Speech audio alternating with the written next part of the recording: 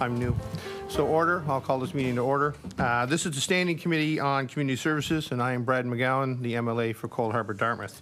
Today we will be hearing presentations regarding tenant rights under the Residential Tenancy Act.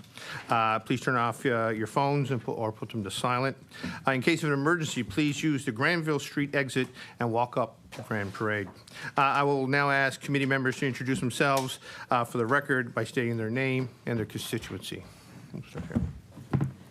Hi, everybody. My name is Damian Storlove from Bedford South. Brad Johns from Sackville-Uniacke. Good morning. Thanks for being here. I'm Kyle McQuarrie, MLA for Inverness. Good morning, everyone. Diane Timmins, from MLA for Victoria Lakes. Good morning, everyone. I'm Becky Druin, MLA for Lunenburg West. Ian Rankin, Timberley Prospect. Hi, I'm Lena Hamid, MLA for Fairview Clayton Park. Good morning, everyone. Susie Hansen, MLA for Halifax Needham. Thanks for being here. Great. So I'd also like to acknowledge the presence of legal counsel Aaron Fowler, as well as committee clerk Tamer Nuseba. So it's good to have you here as well. So again, our topic today is the Tenancy Rights Act under the Residential Tenancy Act, that is. And so welcome to our witnesses. And I'm going to ask you if you would be so kind to introduce yourself and before your opening remarks. Thank you. My name is Mark Culligan, and I'm a community legal worker at the Dalhousie Legal Aid Service. Welcome. Rodger, Gregg, Executive Director, Business, Consumer, and Government Services with Service Nova Scotia. Melissa Mosher, Director of Consumer Programs with Service Nova Scotia. Good morning. Gary O'Toole, Associate Deputy Minister of Service Nova Scotia. Good morning. Heather Clark, Chair of Nova Scotia ACORN, Halifax Mainland. Welcome. Good morning. I'm Nora MacIntosh. I'm the Tenant Summary Advice Counsel for Nova Scotia Legal Aid.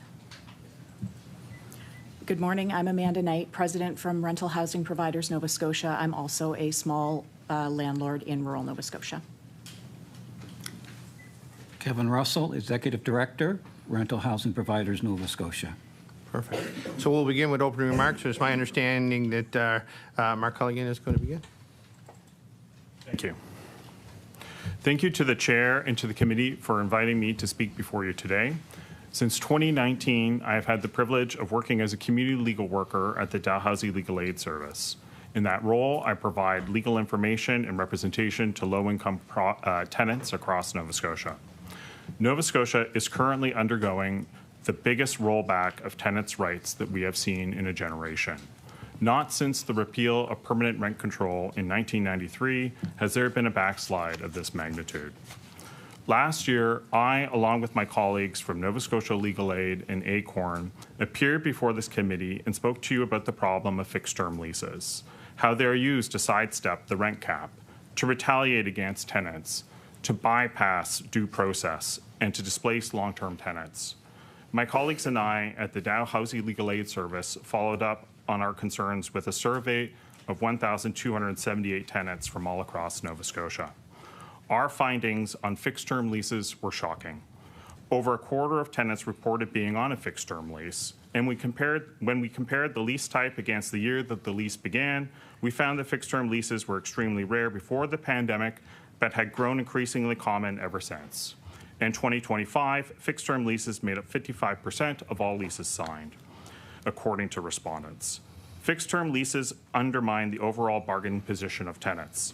To quote adjudicator Julian Matt from his decision in Harris v. Wade, fixed-term contracts are intended to be the exception to the rule.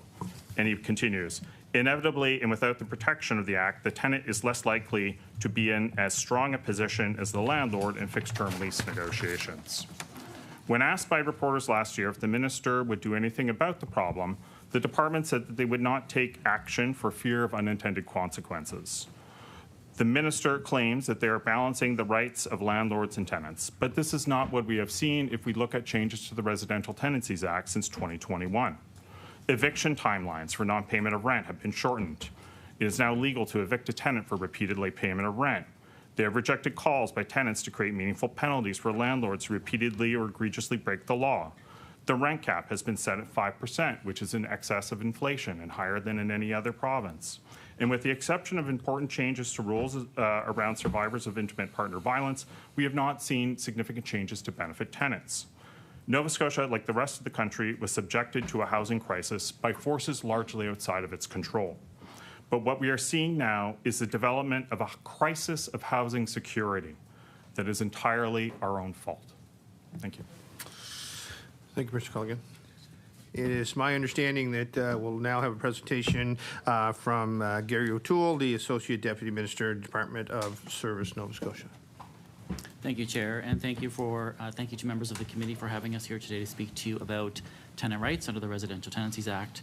We're pleased to be here today with the community organizations you've invited to be part of today's discussion. It's a group we know well and have worked with over the years. At Service Nova Scotia, our role is to ensure the Residential Tenancies program protects tenants' rights while maintaining a balanced and predictable framework for both tenants and landlords. Our job is to also help tenants understand the program and how and when we can help. Over the last several years, we've done significant work to modernize and strengthen protections for tenants under the Act. Most recently, we've introduced amendments to the Residential Tenancies Act to protect tenants who are victims of intimate partner violence and gender-based violence. The amendments give them the option to remain in their unit or end their lease.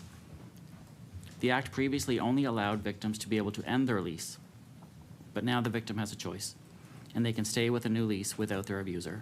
The abuser leaves, they can stay. This came into effect last fall. Last year, we also launched a pilot program to encourage tenants and landlords to mediate their dispute. There was a 23% increase in mediated disputes during this process, which avoided a hearing and made it easier and faster for them to reach a resolution that both parties were satisfied with.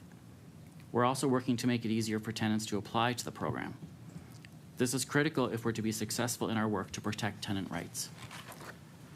Through the launch of the Landlord and Tenant Information System last fall and its public-facing portal, tenants now have clearer, more transparent access to the residential tenancies process. This includes guided digital intake, the ability to submit new and review evidence in one place, improved scheduling, and better communication through the life cycle of the application. These changes reduce barriers, increase transparency, and help ensure tenant issues are addressed more efficiently and consistently. We also launched a new front door website that has seen the number of views and users increase by more than 100%. Tenants can now find online new fact sheets with checklists explaining when and how to apply to the program, how to reclaim a security deposit, and information about rent increases and their rights in that process. The team also pulled together how-to videos as another way to help people understand when and how we can help them. The Residential Tenancies team also participated in government's first ever Reddit Ask Me Anything session. They reached more than 20,000 people who wanted to learn more about the program. For tenants and landlords who want to get a better understanding of how the Residential Tenancies program can help their individual situation, we now publish director's orders online. Our goal here is to increase transparency and to help people see the program, how it works for both tenants and landlords. We want to take the fear out of the process, and we're here to help tenants. I would be remiss if I did not mention fixed-term leases here. While we are disappointed to hear stories about some landlords using fixed-term leases for unintended purposes, building our housing supply is the answer. Government has a strong housing plan, and ultimately that's what we need most, more housing so tenants have more choices. With vacancy rates improving, we're starting to see positive results to this work and the investments made to date. Through system modernization, stronger administrative tools, and ongoing legislative improvements, the Residential Tenancies program continues to evolve to meet the needs of tenants while maintaining a balanced rental framework for both tenants and landlords. Thank you, and I'd be pleased to answer any questions that you have. Thank you. It's my understanding now that Heather Clark, the chair of ACORN, will give a presentation as well. Good morning and thank you. My name is Heather Clark and I'm the chair of Nova Scotia ACORN, but I'm also a senior living on a single fixed income. My employment background is 27 years in the financial services industry with many years in real estate credit in Halifax. I have extensive knowledge and understanding of financial statements, rental income schedules, and appraisals, which is a key component of the rental and housing industry. I got involved in this project 4 years ago when my 69-year-old sister ended up couch surfing because she was left her unit because the landlord raised the rent over the rent cap and there was no one to help her. Last year, it was stated that there was not enough evidence of abuse of fixed-term leases, but yet daily I hear different. CMHC reports that senior women on their own, people with disabilities, and marginalized are at highest risk of being unhoused. These are the people that rent along with students and newcomers. People with disabilities in Nova Scotia represent 50% of the population of Halifax. 50% of the population of Halifax. Seniors are couch surfing and have nowhere to go. Recently, a local 55-plus community is requesting data from seniors that is above what is required to obtain a mortgage. And I know this because I've spent 27 years doing mortgages. They are requesting it be reviewed annually in order to renew your fixed-term lease. This is a private company, not a government-owned company. With the increase in privacy breaches and identity theft, this is unwarranted and unlicensed practice that is dangerous and needs to be regulated like banks are. One senior reported being pressured into texting data which cannot be encrypted. In my opinion, that is elder abuse and has to stop and must be regulated with a licensing agreement and code of conduct for all rental companies requesting data from anyone. The government's new low down payment program mortgage requires a credit score of 630 points. Meanwhile, landlords are looking for a credit score of 680 points, which is higher. And I will tell you, if you don't have a mortgage on your credit report, very rarely will your credit report ever go above 700 points. And that's what they're looking for. Some are asked to take a financial literacy course. I ask, how do you make someone take a financial literacy course when their grocery store is a food bank? Senior women have not had the ability to save for retirement like men due to wage parity, raising families, and some could not even join pension plans until the 90s due to their gender. I have friends that worked for the bank that couldn't join the pension plan for 10 years after they started working. Unhoused people do not have the supports required to find housing. I spoke to a young person who stated that a rental diversion nonprofit was willing to give her $500 towards her damage deposit when she found a home. That means rent of $1,000 a month. There is nothing in that price range, so they would give them nothing. The province rental diversion program is lacking support for most people, requiring help, including seniors. Even Adsum House for women, you have to be female, over 55, and have a dependent. This leaves out women living alone on a single fixed income. It takes weeks to qualify for anything, but you can be evicted in 3 days. The paperwork is tedious and there is little guidance. Imagine for a moment a single mother with a sick child that requires medication at the end of the month. You can't just pick up the phone and stop a pre-authorized payment. You can't speak to the landlord. You can speak to the rental company, but they have no authority. Or maybe the child's bus pass just got eliminated. The province says it's committed to addressing intimate partner violence, yet those experiencing have to reapply for their lease and give a new damage deposit, sign a fixed-term lease, just to be evicted without cause in 12 months. That's just disgraceful, traumatizing them all over again. The housing crisis is not just supply and demand. I watched it materialize over the last 35 years with the legalization of REITs and depending on private builders. Anyone planning for retirement 35 years ago today is left with a crumbling, unaffordable housing society, and all levels of government need to be held accountable. Our majority government seems to be focused on building roads and supporting the wealthiest of developers who are robbing seniors' bank accounts and leaving them insecure and unhealthy, all the while relying on taxpayers to cover the bill for hospitals and shelters. Corporate builders in a housing crisis can charge whatever they want. The rents you charge determine the property value of the building. The value, once it increases, eventually increases your property taxes. I know this from my previous employment. Fixed-term lease turnover has overinflated rents and increased taxes. Now those same landlords are crying wolf and petitioning property tax increases when they helped create the issue. Landlords are threatened to sell if the rent control is lifted. I say let them. They chose to build a condo specs that are more costly. That was their choice, not the tenant. That's why their costs are so high. We need to get back to a model that is more affordable and where we can not rely on the federal government for everything. The current housing model of people moving up is redundant. Who can afford to save for a home while paying $2,900 a month? People are staying in the cheapest place they can to save for a home. They're living with parents longer. 23% of down payments are coming from parents. Seniors are also not selling their homes as they cannot afford to rent. And I tell people not to sell your home. A real estate market saturated with rentals is a buyer's market for nonprofits and government-owned housing. Days on market determines the price. So if they want to get out of the landlord business, sell it and let someone else take it over. They threaten to turn them into condos, but they are overpriced, and you have to have 65% pre-sold to set up the condo corporation and get occupancy. So that just is a poor business model. Leave them vacant. Vacancy insurance is very expensive, and their lender would not allow it, leaving them with a lower creditability score, which is one of the 3 C's in credit. A recent quote stated, "If you're not at the table, you're on the menu." Halifax rents now surpass major cities like North York. Since 2019, rents have increased 68.5%. Rents are more profitable for developers than condos. The average household income in Nova Scotia is $80,000. That's a combined family income. The average household income is $80,000.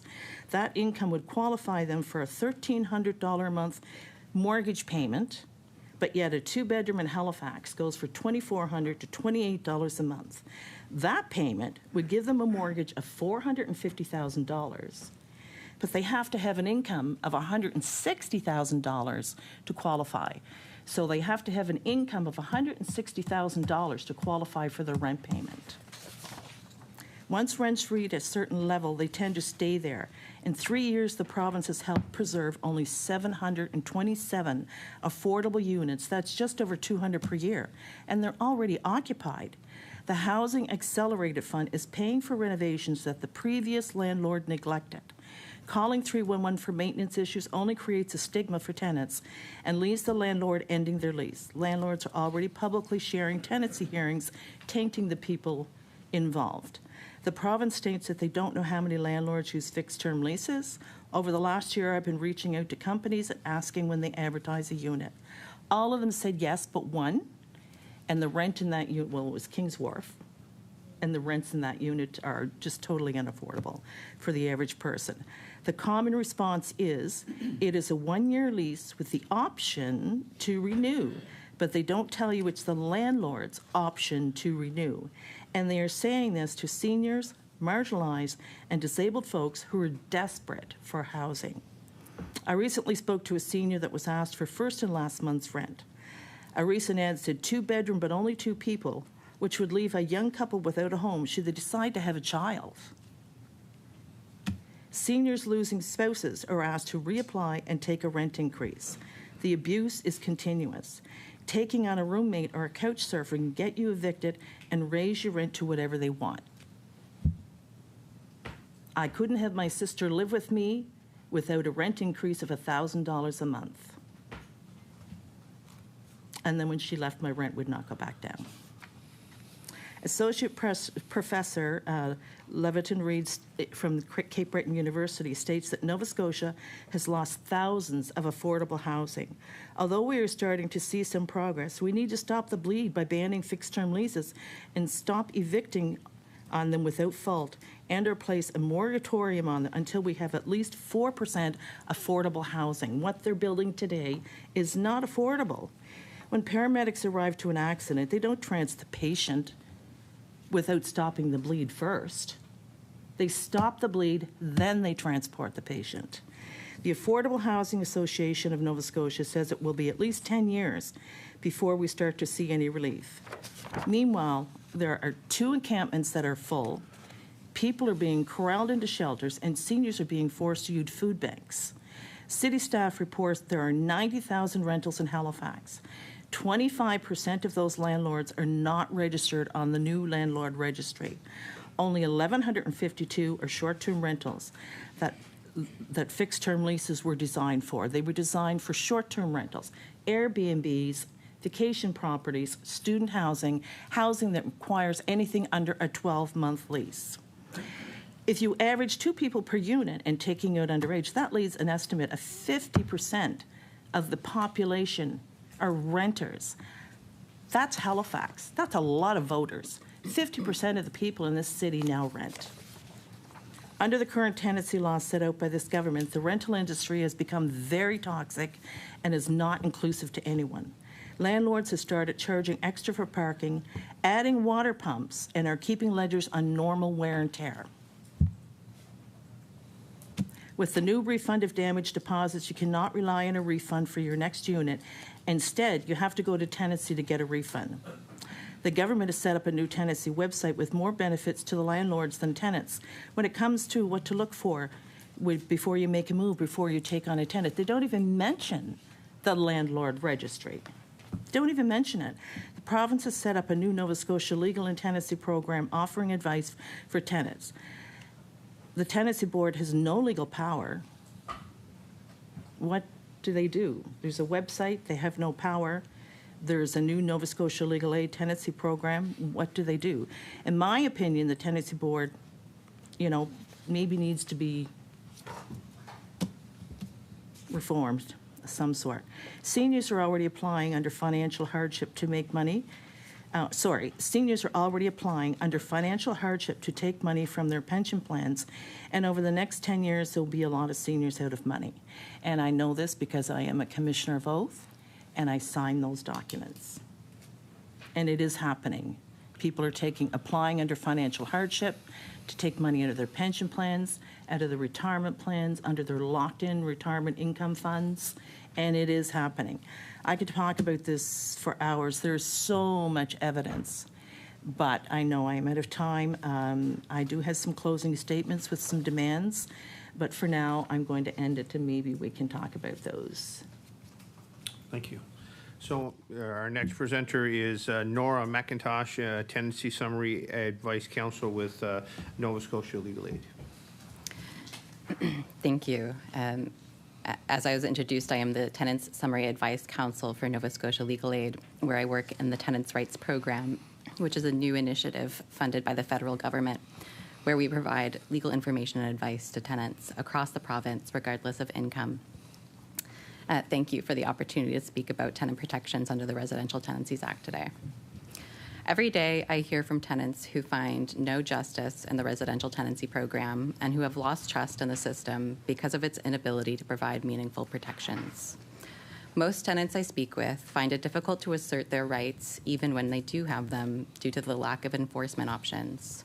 There is no meaningful way to compel repairs, no meaningful penalty for repeated breaches of the Act or when a landlord unlawfully withholds a security deposit.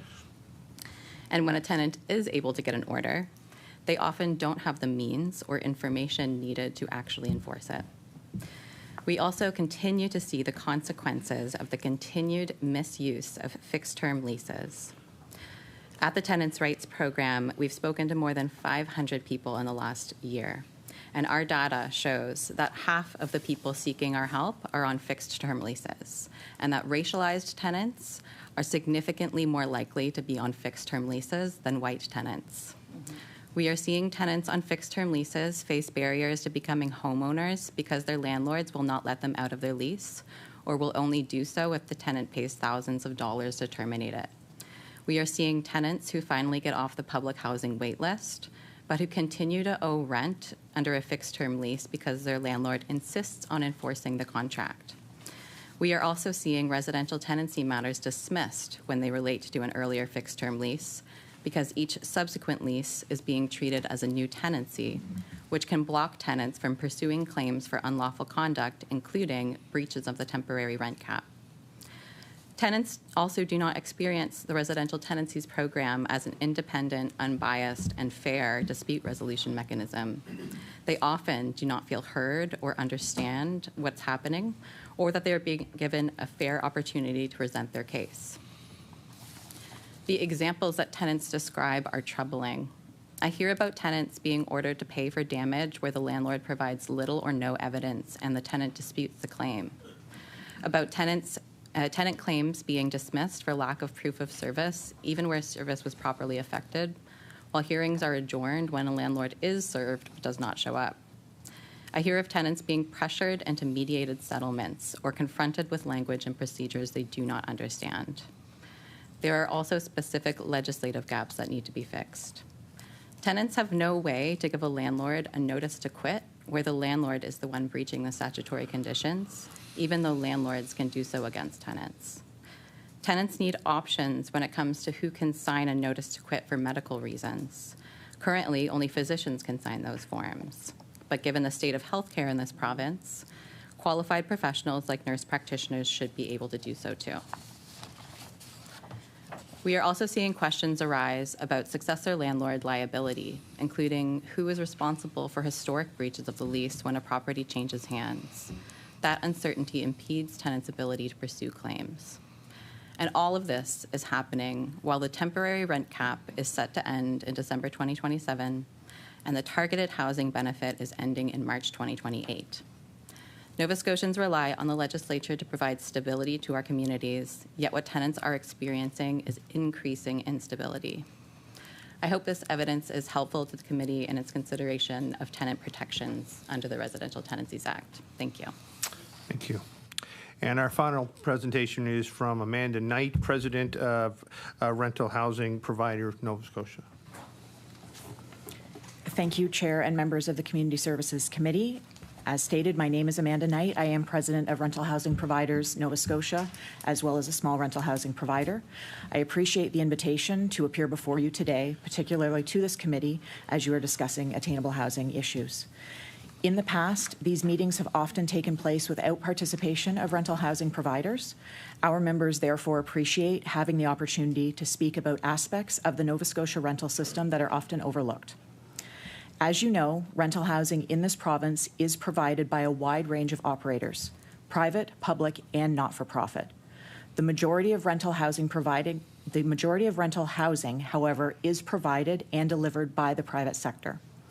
While this includes large companies, 90% of housing providers in Nova Scotia are small operators. These individuals are operating housing, often without staff or specialized resources, while managing increasingly complex situations directly and in real time. Situations involving property damage, threats to other tenants, repeated lease violations, unsafe or disruptive behavior, tenants that refuse to keep their pets under control or even clean up after their pets, and circumstances that create real operational, financial, and safety pressures for both housing providers and the broader tenant community. This is all behavior that carries real costs and real risks, not only to housing providers, but to other tenants. The strain and pressure is real. Ignoring it does not make it easier to manage. At the same time, it is important to recognize what the rental system is increasingly being asked to absorb. A lot of what goes wrong in tenancies has nothing to do with the relationship between rental housing providers and tenants. There are mental health challenges, addiction challenges. It's an aging person trying to stay in their home without enough social support. These are public system failures showing up at the door of rental housing providers. Don't take my word for it. In 2024, the Supreme Court of Nova Scotia overturned a small claims decision that prevented a small rental housing provider from reclaiming their own property for the use of their adult daughter. Justice John Keith put it plainly, the tenancy system wasn't built to solve society's problems. When it's pushed to do that, the outcomes become unpredictable and the balance the legislature intended starts to break down. Justice Keith also rejected the claim by advocates and some politicians that there is a power imbalance favoring rental housing providers at the expense of tenants. What that ruling ultimately highlights is a system struggling to keep pace, increasingly rigid, increasingly strained, and increasingly disconnected from the operational realities of today's rental environment. When systems stop functioning as intended, everyone feels the consequences. Thank you for your time and attention. Thank you, everyone, for your presentations. At this time, we're going to open the floor for questioning. I'm going to remind folks that when you're called on to wait till I call your name and your microphone is red before you begin your questioning. We'll begin with the NDP Caucus for 20 minutes, followed by Liberal for 10, and the PC Caucus for 30 minutes. We're going to begin with our NDP Caucus. Thank you, Mr. Chair. So I recognize MLA Hanson for Thank 20 you, minutes. Mr. Chair. My question is for ACORN. Since the 2021 election, the average renter in Nova Scotia is spending $5,700 more per year on rent. Back in March, we heard from Megan St. Rose, who made the tough decision to leave the province, despite working 2 jobs, and you had mentioned this in your remarks. Megan couldn't find anywhere to rent in her price range. Ms. Clark, what are you hearing from tenants, and can people in this province afford to keep seeing their rents going up? I recognize, go ahead, I recognize Heather Clark. My apologies. What we're hearing from tenants is exactly what you're describing. In the case of my sister, she's 69 years old, and she couch surfed for almost 2 years. She got lucky. She reconnected with an old friend, a family friend that we've known since we were kids, and they dated briefly in their 40s, and his wife had passed away a couple of years ago. So she went to visit him, and they are now married. But she lives in the United States, and she took with her her federal government pension, her CPP, and her old age security. She says she plans on staying there until her last day, and she'll never spend another penny in Canada again. I'm very happy for her. We're very pleased for her. But this is exactly what is happening. I myself am considering leaving the province. I wasn't born here, but I've been here since 1990, and I always thought Nova Scotia was a beautiful place to be. I chose to spend my retirement here, and now I'm thinking about leaving. When you can get rents for $1,200 a month in Edmonton and Regina, what's keeping me here? I don't have family that lives here. I have family that live in other provinces. My grandkids are in another province. My own building manager, she came here a year ago to look after her senior mother. And when she first came, she was a bubbly, pleasant person. Now she can't wait to get out, because people are contacting her for repairs, and the company she works for only has 2 repair people, and they own up to 2,000 units in the city. And that stress is being put on her. So as soon as her mother is gone, she says she's leaving. That is exactly what is happening. Last year, there were 3 young Navy guys that lived in the apartment below me, and they got evicted on a fixed-term lease without cause. They were Navy. They were quiet. I didn't even know they were there. They lived below me. They came to us, and one of their members, when he first came here, was living in a tent under the bridge because he couldn't find a place to live on a military salary. And they came from Montreal, and they told me that Halifax has such a bad reputation for costs and fixed-term leases that no one wants to get posted here. And we are supposed to be the military stronghold of the country, but no one wants to come here. It's not right. I recognize MLA Hanson. Thank you, Mr. Chair. Thank you for that. My next question is for Dal Legal Aid. Across Canada, rents are falling while at the same time, Nova Scotia renters are seeing the largest increases of any province. We're at the point where people move out of our province in search of rents that they can actually afford. Mr. Culligan, what is driving rental prices higher here? And what should be done to get better control on rents in our province? And I recognize Mark Culligan. Thank you for your question, Ms. Hanson. In its most recent rental market report by the CMHC, one of the factors that the CMHC lists for increasing rents in Nova Scotia is the high rate of the rent cap. So Nova Scotia, as I mentioned in my opening submissions, has the highest rate, the highest rent cap rate in the country. Quebec, by comparison, has the next highest. They have a slightly different system where it's a recommended rate, but it's at about 3.1%. New Brunswick is 3%, Ontario is 2.1%, BC 2.3%, These are all much lower than the rent cap here in Nova Scotia. In Nova Scotia, it's much in excess of inflation. So one can only kind of guess at the province's reasoning behind this. It appears to be to assist landlords in making up for losses that they might have experienced during the days of the 2% rent cap. However, I think there's big questions to be raised about why Nova Scotia doesn't have a system for above guideline increases.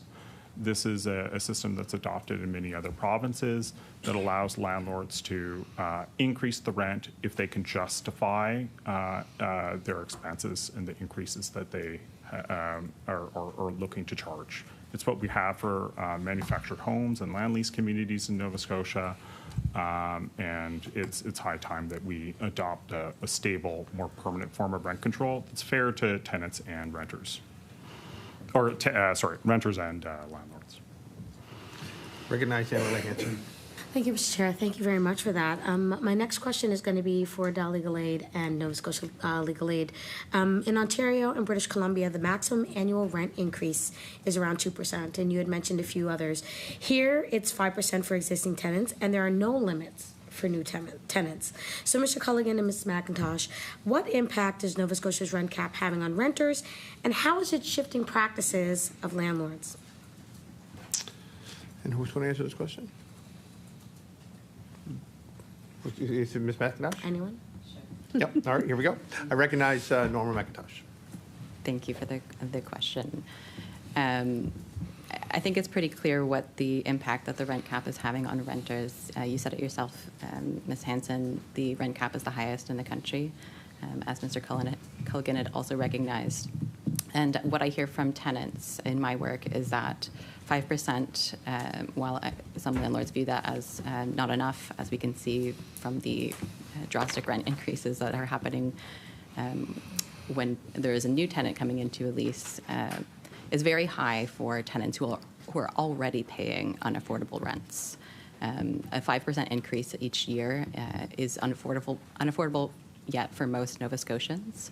And one thing I'm hearing from tenants as well is that perhaps in years past, they had a rent increase every couple of years and it was reasonable and they could handle it because perhaps their income was increasing as well. That's no longer the case. Now tenants are getting these 5% rent increases every year, but they're not seeing that same increase in the money that is going into their own pocket. And so their cost of living expenses are going up while not being able to cover those costs themselves. And of course, the rent cap also incentivizes the fixed-term lease problem, right? We're seeing landlords who are deciding not to continue a lease, a fixed-term lease, because they've decided that they'd rather increase the rent to something higher than the 5% rent cap, which just provides evidence that a rent cap that is perhaps tied to the unit rather than the person might be a more appropriate system. There are many different types of rent cap systems across the country. The one that we have in place currently it doesn't seem to be serving tenants or landlords, quite frankly. Okay. I recognize Mr. Culligan. Thank you. The province's approach to reducing the housing affordability crisis is to build new supply. And while that's necessary and a good thing, what it's not really doing is easing cost pressures at the lower ends of the market. So Calvin Nadoro from the Canadian Mortgage and Housing Corporation released an update this spring on vacancy rates by rent quartile. So that's how does the vacancy rate compare to the amount of rent that tenants are paying. And effectively, according to his statistics, for the first rent quartile, so those are apartments below $1,349 per month. The vacancy rate remains in 2025 below 1% at 0.7%. For the second rent quartile, that goes up to 2.5%, and it's a healthier vacancy rate the higher up we go up the ladder. So new supply is good. It's part of a long-term answer, but it's not presenting a solution to those who are most vulnerable and most need, who are renting apartments at the lowest end of the income spectrum. I recognize MLA Hanson. Thank you, Mr. Chair, and thank you for that. It's something that we see every day, folks in and out of our office asking us questions about. I mean, really, I could probably be on the search every day for a home for 12 people, you know, trying to figure out like whether or not we can find proper, you know, spaces for folks in community, and it's pretty unattainable for a lot of folks' income because we don't have the affordable housing that is needed right now in this province. So you mentioned, I'm going to go back to you, Mr. Culligan, you know, for years now, tenants have been told by this government that they just have to be patient because things would get better with increased supply. And we don't disagree, we do need supply, but we also need different facets of supply. And we've seen supply increase, but we're also seeing the use of fixed term leases increase. You know, with your particular survey, Dalhousie Legal Aid's recent survey, you found that 55% of respondents who moved in 2025 reported that they signed a fixed-term lease. I did an actual search all of last year, and every unit that I called upon or replied to, every single one of them, 100% were fixed-term leases. And, you know, based on maybe a year after they would, you know, reevaluate. So, Mr. Culligan, why are we seeing the use of fixed-term leases increase? And I know that it was mentioned briefly in a number of different comments, but, you know, from your aspect, why are we seeing that?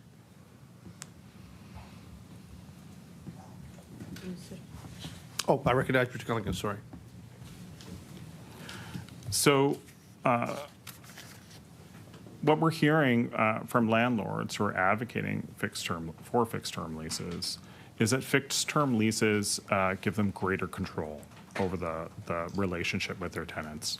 They might use words like mitigating risk or other kind of synonyms for this, but that's effectively what they're talking about, is if you have a fixed-term lease with somebody, if you think at the end of the duration of that tenancy that you can get more for that unit on the market, you can either turn out that tenant and re-rent it at a higher rate, or you can try to pressure the tenant into accepting a higher than allowable rent increase.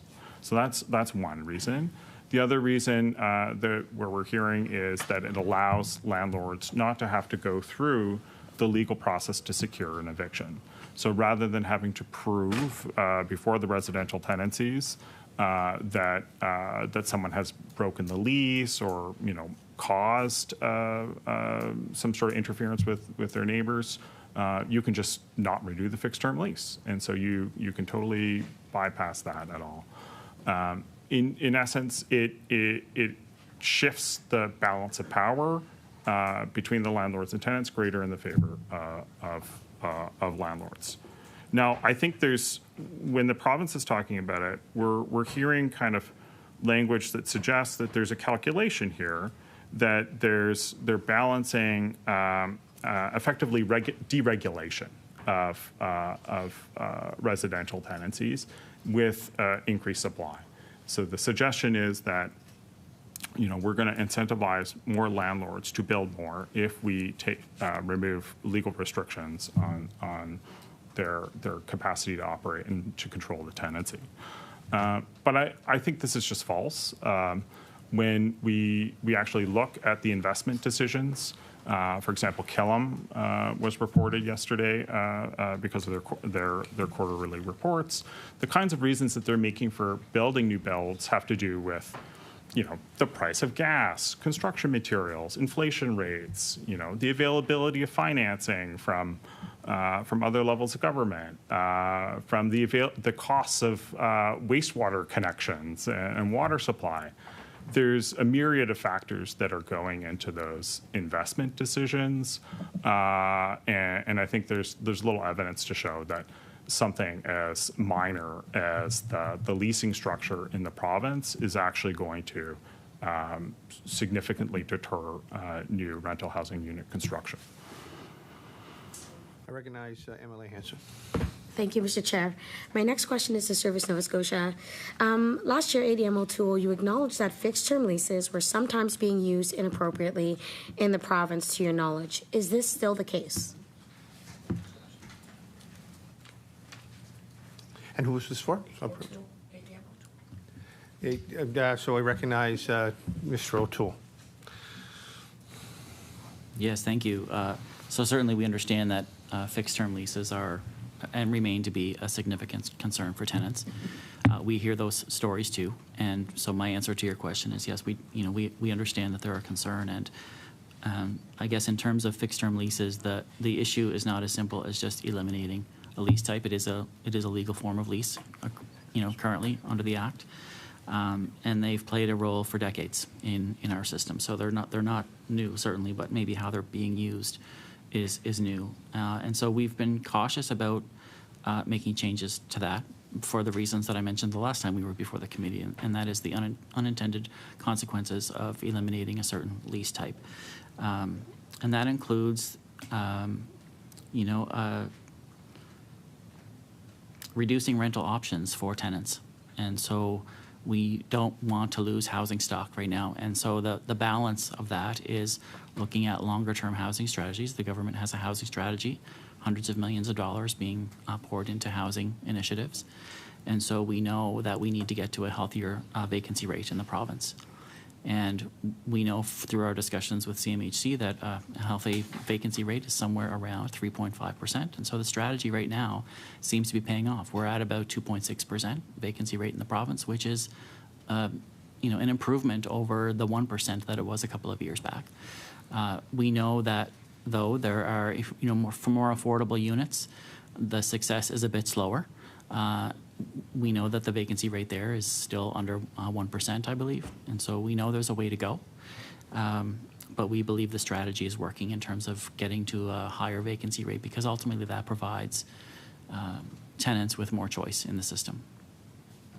And as I recognize MLA Hanson, I'll let you know there's about 2.5 minutes left in your time. Thank you. Thank you, Mr. Chair. And thank you for that comment. I think it's really interesting that, we talk about vacancy rates and how things are changing and supply is happening and it's going up, but there's not enough affordable housing, which in turn, most folks that utilize residential tenancy are the ones that are in unaffordable situations or in binds where they can't afford to purchase, that 2-bedroom at $2,500 a month because that's just not attainable for them. So, I think, the balance still needs to be there, whether it's, and changing the way that we do things, and maybe it's changing it for a time. And I think I had this conversation the last time about, legislation can be changed, and it can be changed to be specific to what it is that we're using it for. So if we're going to use fixed-term leases for students specifically, then we can say that, and there is, information that we can share. Like when we provide a lease, we have to share our information to prove that that's what we're doing within our lease. So I think there's ways around that can be very clear in order for us to continue to utilize fixed-term leases in the way that they're meant to be used, not in the way that they're being used as of right now. So my question is, and it may be cut off, but I want to say to Dalhousie Legal Aid or Nova Scotia Legal Aid, we haven't seen Minister Balzer take any steps to end misuse of fixed-term leases, but we're seeing action in other jurisdictions. And, we know the UK recently put an end to fixed-term leases. Mr. Culligan or Ms. MacIntosh, from a legal perspective, would a similar change in our province to fixed-term leases help address the challenges renters are facing right now? And who would you prefer? No. I recognize Ms. MacIntosh. Thank you. So yes, absolutely. Any type of legislative change to deal with the fixed-term lease issue that is, obviously meant to support tenants would significantly increase folks' housing security. We would have folks becoming homeless less often. I understand that there is a concern around the vacancy rate, but this is not the way to address it. Thank you. And with 17 seconds, if Associate Deputy Minister O'Toole would like to comment. I have no further comments. No. All right. Thank you. So that brings our time for the NDP Caucus to a conclusion. We will now move on to the Liberal Caucus for 10 minutes. And I recognize MLA Rankin. Thank you, Mr. Chair, and thank you to all of you for coming in today on an important topic. So specific to tenants' rights, I was thinking about a case that I saw last year in the media, but also the mother of the particular tenant lives in Timberley, and she was a little bit upset about something that happened with her daughter seeing eventually maggots dropping through a ceiling into her apartment. So I thought about, how we could figure out how to fill gaps, and this is a very acute issue and specific to the standards that tenants should be abiding by within apartments that they're renting out. And it's about dignity. She saw this problem when police arrived June 26th. The body wasn't removed until many days later, July 4th. The landlord said he's doing everything that he's supposed to do. When she asked for biohazard teams to come in and do a proper cleaning, none of that happened. Just bags of fluids thrown over the balcony, something none of us would want our child to be living through. And then the maggots started dropping into her apartment. And so this was last July, and I'm just wondering if the government is looking at implementing cleaning standards for apartments, not only for when there's a death of a body, but especially if there's a death of a body. What kind of standards can we expect? And is government looking to ensure that there's specific cleaning standards that landlords have to abide by? I recognize Associate Deputy Minister O'Toole. Yeah, so thank you for the question. In terms of specific standards, the Act, the way that it's currently structured, is it refers to maintaining premises in a healthy and safe way. It doesn't refer to a specific standard because certain standards change over time. But certainly in situations where, and there could be any number of situations, the one you describe is particularly horrific, but there may be other situations where the heat is not on or the water isn't maintained, or situations like that where the tenant finds themselves in that situation where health and safety standards are not being met. The team has the ability to refer to specific other standards that are outside of the legislation and make that part of the hearing process. And so when obligations are not being met by the landlord, ultimately, we encourage people to apply to the program, but in situations where there's a particularly tough situation or particularly urgent situation, we do have the ability to triage those cases where someone's facing the especially horrific situation that you describe. We have the ability to triage that and to hear that situation sooner. And then make referral to, there might be municipal standards that are in play or municipal bylaws that are in play. There might be any number of other public health standards or rules that may apply in those situations, and we can make that part of our process. I recognize MLA Rankin. Thank you, Mr. Chair. And I think to my colleague's point, legislation can be changed. And I think what you're referring to is Section 9(1) of the Residential Tenancies Act that requires the landlord shall keep the premises in good state of repair and fit for habitation during the tenancy and shall comply with any statutory enactment or law respecting standards of health, safety, or housing. So the landlord in this case said that he was doing everything that was required. And I don't think that is good enough for tenants who are living in what we could all agree is unacceptable conditions. So how is the provincial government going to look into improving this requirement so that we don't have to see this kind of thing happen again? And I recognize Associate Deputy Minister O'Toole. Thank you, and thank you for the question. One of the things about that particular clause in the Act, it is Section 9 in the Act that you're referring to. It refers very broadly to health and safety standards. And so one of the things that we don't want to do with the Act is embed specific standards in that Act that are really monitored and overseen by professionals that are outside of our particular area of expertise. So health and safety standards covers a wide swath of issues, potentially air quality and water quality and so on. And so we would refer to the professionals in those situations without embedding a specific standard in our legislation. We do have the ability to refer outside of our legislation to other standards that exist and that are maintained by the appropriate professionals and have the appropriate skills associated with them, because standards do change with time. And often, my own experience in the health field is that standards outside of a legislation is a good thing because they're easier to keep up to date and change as the science evolves. And so I'll just use as an example of having the ability with a general statement in the Act that requires adherence to health and safety standards gives us the ability then to refer to any number of health and safety standards depending on the topic that's being experienced or the issue that's being experienced by the tenant to be able to help resolve that issue. I recognize MLA Rankin. Thank you, Mr. Chair. And another point I wanted to pick up on is you mentioned that there's a process when a complaint's made, but that can take weeks and even months. So people are living in an unacceptable condition. And then even when a decision is rendered, it's difficult to enforce that time. So I'm wondering your thoughts on implementing a residential tenancies enforcement unit and how that could actually ensure that landlords as well, but tenants are meeting their responsibilities under that act. And I recognize Associate Deputy Minister O'Toole.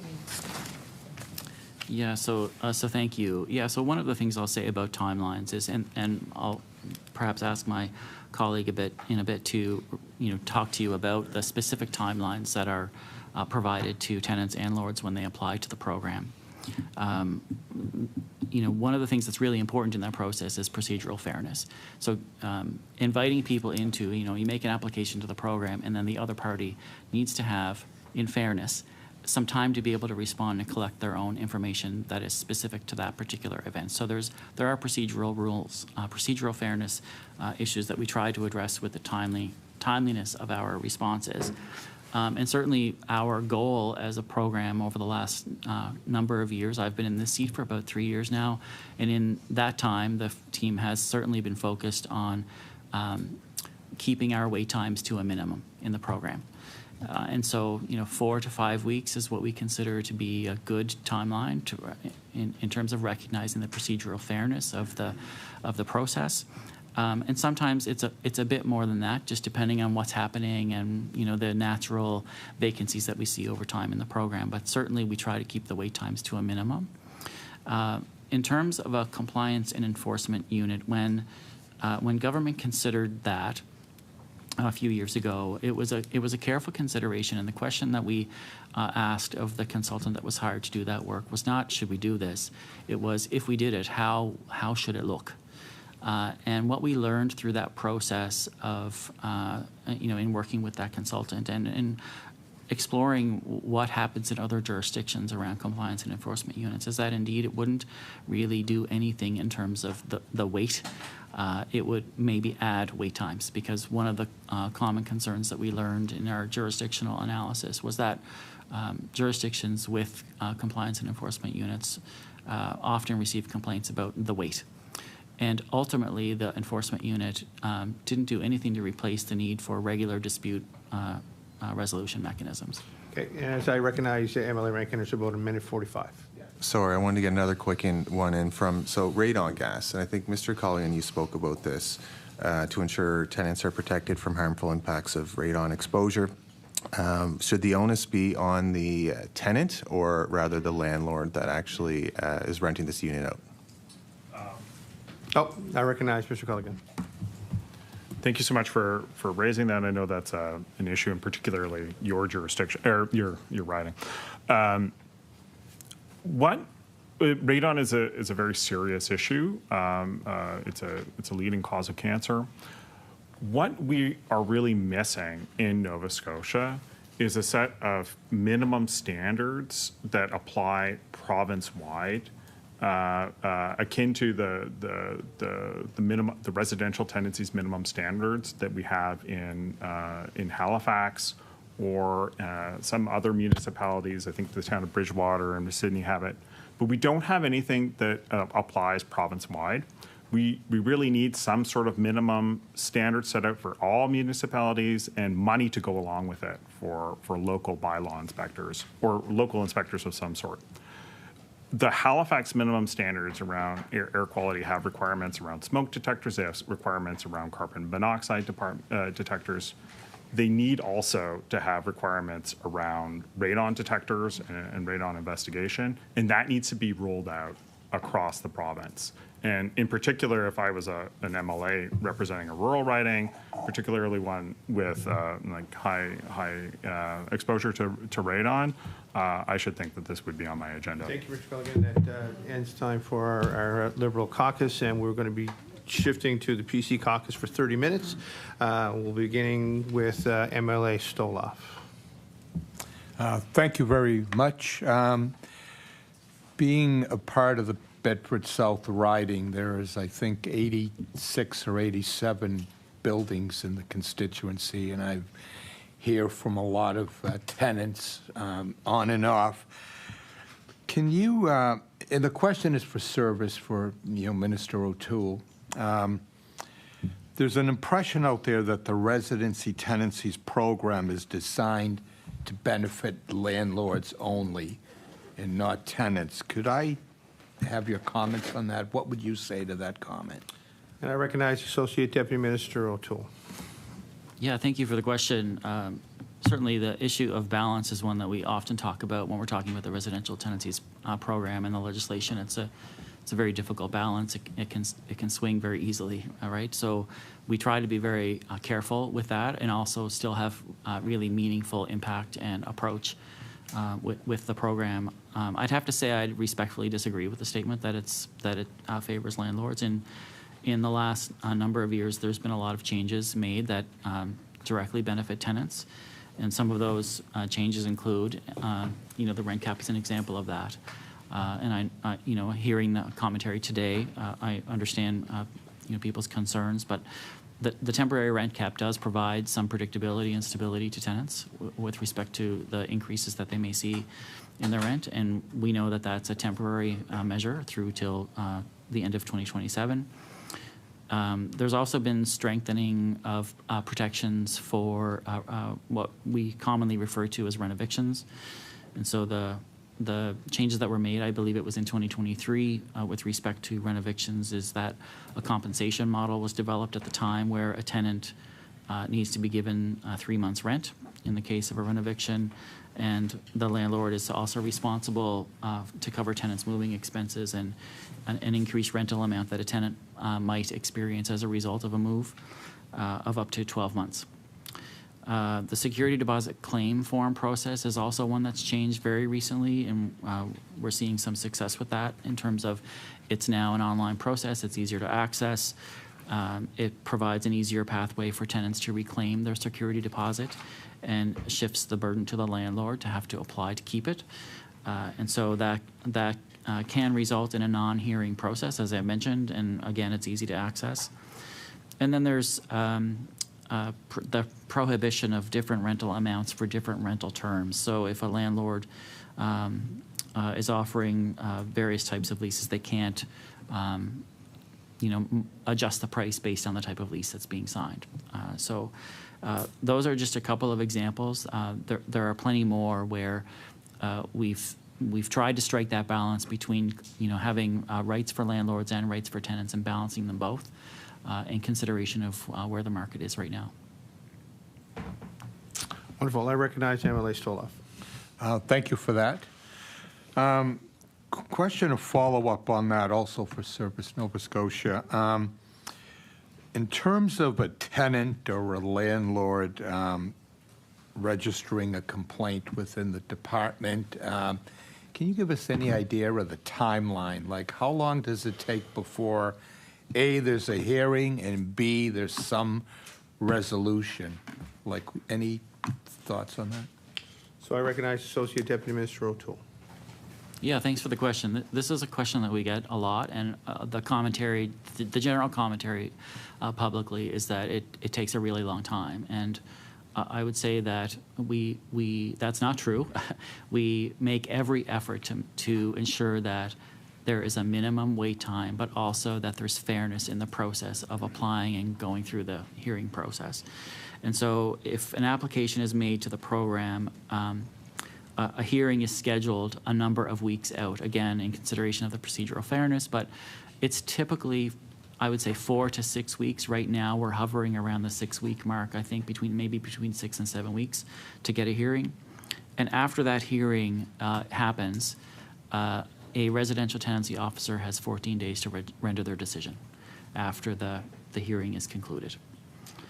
And beyond that, after the parties have received their order, both parties need to wait for 10 days because that is the time frame that is specified in the legislation for either party to appeal the decision. And so once that happens, if neither party appeals, if the order is not complied with, then that order, the successful party can apply to have their order enforced through sheriff services. So it's often said that there is no enforcement that's part of the equation in terms of the residential tenancies program, but there is, and it's through sheriff services to have the order enforced. And then if an order is in fact appealed through the small claims process, those hearings, we don't control that process because it's through the courts, but it's typically 4 to 5 weeks to have something heard through small claims court. Thank you. And I recognize MLA Sola. Thank you for that.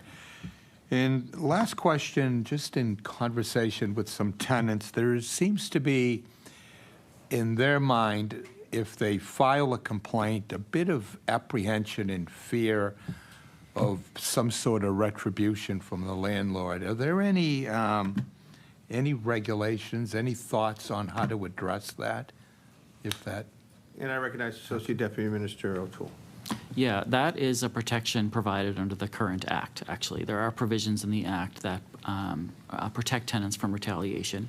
And we understand, it's an intimidating process, or it can feel like one, certainly, for anyone, particularly who has not been through it before. And that's, as I mentioned in my opening remarks, it's one of the reasons why we're so focused on trying to make this process as easy as possible for people and to remove some of the fear or apprehension that people might have in applying to the program. You don't need to be a lawyer, and you don't need to have a lawyer to access or navigate the program. And so to anyone listening, I would encourage them, if they're having difficulties with either their tenant or their landlord, that the process of applying is easy. You don't need to be a lawyer to do it. And we try to keep the wait times to a minimum. But there are protections in the Act for people if they experience retaliation by their landlord. Yes, I recognize MLA Stola. Thank you. I'd like to pass up now to my colleague. I recognize MLA Timmins. Thank you, everybody. Thank you, everyone, for coming here today. We can all agree that housing needs to increase across the province to help with our issues that we are having with the housing, and the government has been doing some measures to do that, to combat that. Another thing is also the rights of our renters going into an agreement when they, and to know their rights prior to going into the agreement as well. My question is for ADM O'Toole. What actions taken through the department and new items added to the program have been done to reach Nova Scotians and support people through tenancy and housing issues? I recognize Associate Deputy Minister O'Toole. Yeah, one of the things that, thank you for the question. One of the things that we're focused on is developing processes to promote mediation between the parties. And so that's been quite successful. The program led by Ms. Mosher has implemented a pilot project last year to explore how mediation could be utilized better in the program to reduce the time that people experience to get to a decision. And actually get to a decision that both the tenant and the landlord can agree to without the need for a hearing process. And so there's been some success in that area. We've had, I think, about 23 or 25% more uptake on mediation as a result of that pilot program. And always developing new forms within a new system to allow applications to select that as an option.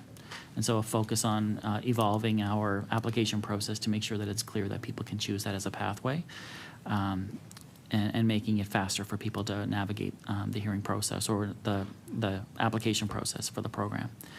Again, beneficial to both parties if they can agree. You don't, I would say that you don't need to access the residential tenancies program to reach an agreement with your landlord about what the rules are. And so starting with a conversation with your landlord is always a good thing, but if you can't do that, or if you can't come to an agreement, then accessing the program. And then our staff work closely with both parties to try and reach a mediated settlement.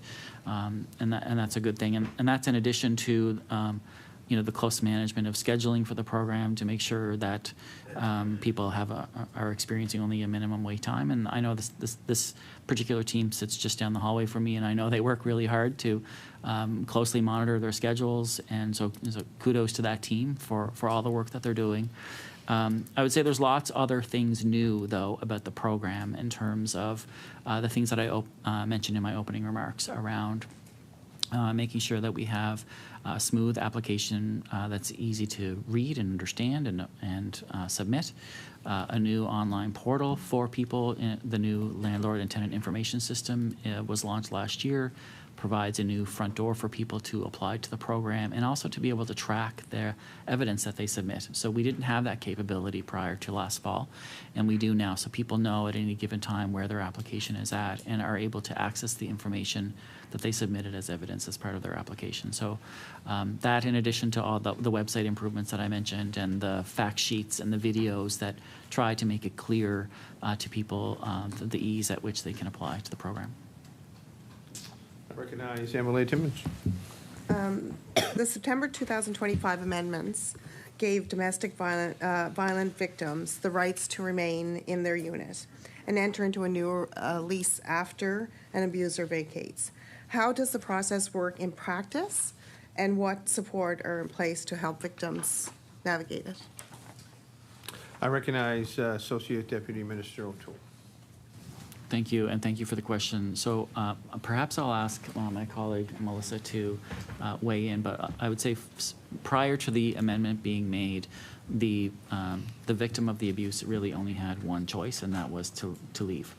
And the amendments allow the victim to be able to stay in their unit.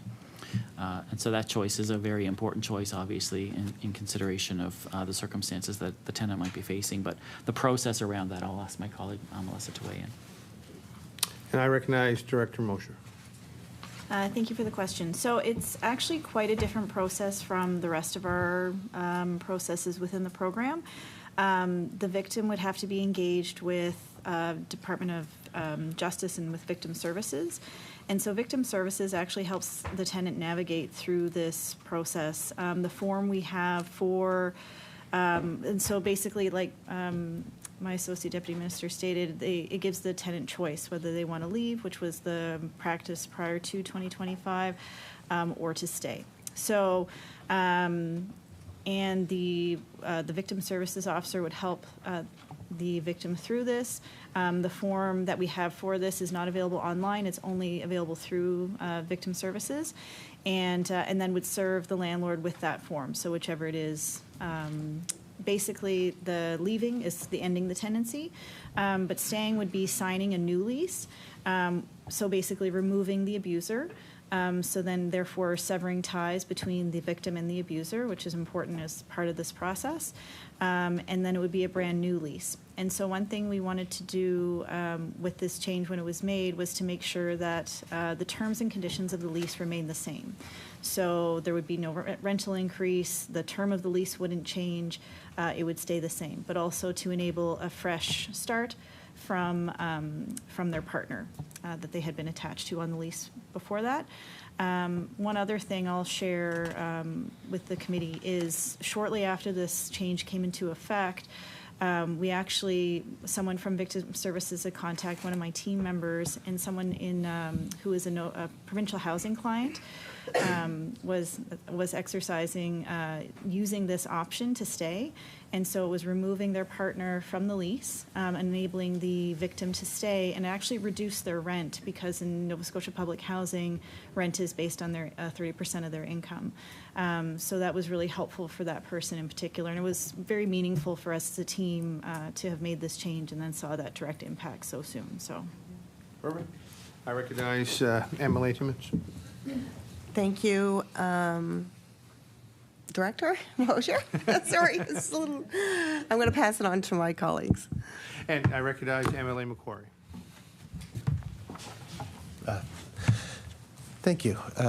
This question's for Deputy O'Toole. There's been a lot of changes. With all those changes, what operational improvements have been made at the department to improve education and awareness for tenants and for housing providers? And I recognize Associate Deputy Minister O'Toole.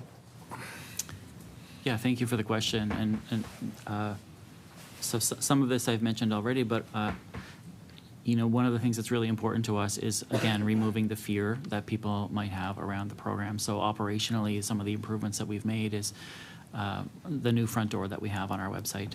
Prior to the changes that were made, you almost had to know what the topic was that you were wishing to resolve, and you may not be starting from that point to be able to navigate the website. And so we've dramatically improved the website so that it's clear if you're a tenant, these are the range of issues that you might be interested in exploring, and if you're a landlord, these are the range of issues that you might be interested in exploring. And just that simple change to make sure that people can navigate the website more easily to identify the issues that they want to explore and perhaps apply to the program for. Some of the other things that I mentioned already in terms of educating those who may wish to access the program or educating the public at large include the videos. So just really short, snappy videos that allow people to understand that this is the issue and this is how I might work to resolve that issue in 2 or 3 minutes or less. And so our goal is to get as many of those videos, instructive videos out as we can to make it easier for people to understand how they can apply to the program. And then some of the other things that we mentioned around the navigation of the application process itself and the new landlord and tenant information system that was launched last fall provides some opportunities for people to better understand where their application is at any given moment and where their evidence is at and what they've already submitted, and to be able to view and see that. The other thing that is really important to mention here, I think, is that our goal is to meet with stakeholders in the community wherever we can. And so there are a number of municipalities that have held events, education and awareness events. Our residential tenancies program team, including the director, will go out to those events and just to be there to answer questions or do a presentation on how to navigate the system or things to be mindful of in the application process. And then one of the successes that we had recently was it was in 2025, we did the first ever in government Reddit Ask Me Anything forum. And so through that forum, we were able to reach approximately 20,000 people who, with information about the program and answer questions that people had in a live format that was also recorded and accessible for those who might have missed the specific live time. So those are some ways that we're trying to reach people in different ways than we have traditionally, and in meaningful ways that demonstrates the ease at which people can access the program. Perfect. I recognize Emily McQuarrie. Okay, thank you. And another recent change was publishing the director's orders online. Can you explain to the committee and the folks watching at home what that accomplishes and why you made the change? And I recognize Associate Deputy Minister O'Toole. Yeah, thank you for the question again. So yes, that change was made. We changed the regulations last year to allow us to publish the director's orders online. And both tenant and landlord advocates and groups had requested this change. And there was a desire for more transparency in the residential tenancies program to remove some of the mystery around what does an order look like, what kind of information does it contain? What does it mean for me as a potential applicant to the program? And so having those orders published and offered online provides transparency to the program, but also provides some accountability to the program as well. And we wanted to counterbalance the transparency with privacy, though, and recognizing that, you know, people don't necessarily want their names associated with the outcomes that they have received or the orders that maybe have been directed at them. And so any personal information is scrubbed or redacted from those directors' orders. And we're hoping that the publication of those orders is instructive for those who may be entering into an application process as part of the program, to give them an idea of what they might expect, or how they may even wish to structure some of their own applications in terms of the types of evidence and the things that they want to submit as part of their application. So we're hoping that it provides some transparency around the program and the types of decisions that are rendered and to whom, but also that it serves as a bit of instruction for those that are about to enter into the program and what they might expect at the tail end of that. Perfect. I recognize MLA McQuarrie. Okay, thanks for that. This question is for Ms. Knight. CMHC data shows Halifax's vacancy rate has risen to 2.7%, and new rental construction is at record levels. Is new supply improving conditions for housing providers? And are your members seeing any change in tenant demands or turnover rates? I recognize President Knight. Thank you very much. I am also going to defer to my colleague for more of the statistical information on this, because he does deal with this on the day-to-day. New supply absolutely is helping. It is providing people with an option of other units that they can move into, freeing up more affordable units that are currently on the market. I think I'm going to. Okay. So I recognize Executive Director Russell. Yeah, new supply is actually helping. It's more supply is needed. More supply is coming on stream. There's over 13,000 units under construction currently, which will flow through the market in the next 2 or 3 years. And it's important for supply. Supply will solve a lot of the issues that we are experiencing in this market. And we need more of it. And it's important that we have good housing policies that promote investment. You know, one of the biggest issues we're experiencing is with rent control. Rent control prevents investment, although we're seeing a lot of investments right now, which I just spoke about.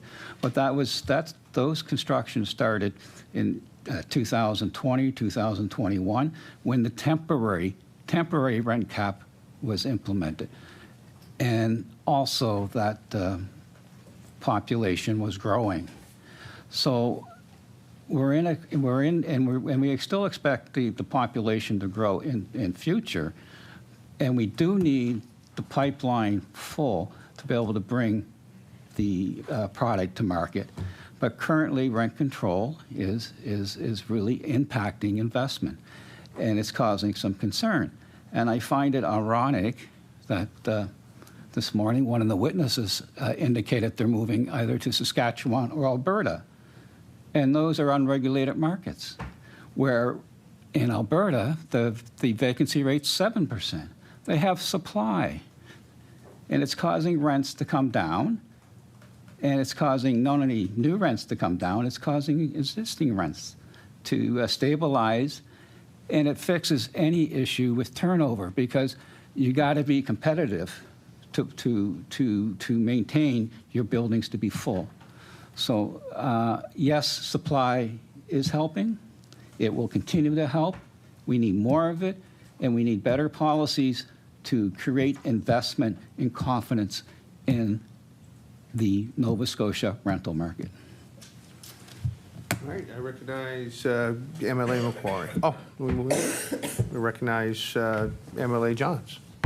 Thank you very much, Mr. Chair. And just before I ask my questions, I do want to extend a sincere thank you to everybody who's come here today. I personally find it very advantageous when we have such a wide spectrum of people to hear, and I'm sure other members do as well. And I also want to take a moment to really recognize and thank Ms. MacIntosh, who is very committed. It's been a number of meetings out in my community working with residents, particularly around land lease communities, and I know that they really appreciate the assistance, guidance, and knowledge that she provides. And those are night meetings, so I don't know, but.